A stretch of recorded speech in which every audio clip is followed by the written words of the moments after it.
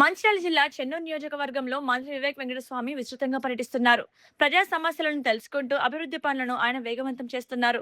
ఇందులో భాగంగా స్థానిక ప్రభుత్వ ఆశ్రమ పాఠశాలలో 50 లక్షల రూపాయల సింగరేణి సిఎస్ఆర్ నిధులతో పలు అభివృద్ధి పనులకు ఎంపీ వంశీకృష్ణతో కలిసి మంత్రి శంకుస్థాపన చేశారు. విద్యార్థుల సౌకర్యార్థం మౌలిక వసతులు, అదనపు గదుల నిర్మాణానికి నిధులు కేటాయించారు.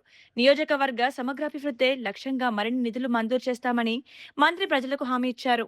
సుమారు 80 లక్షల రూపాయలు, 50 లక్షలేమో మన సిఎస్ఆర్ కింద, ఇంకొక 30 లక్షల రూపాయలు డిఎంఎఫ్టి కింద శాంక్షన్ చేయడం జరిగింది. నేను కోట్పల్లి క్రాస్ అయ్యేటప్పుడు చూసేవాడిని అనమాట, ఎంత బ్యాడ్ సిచ్యువేషన్ ఉందో, వాట్ ఇట్ వాజ్ ఎర్లియర్.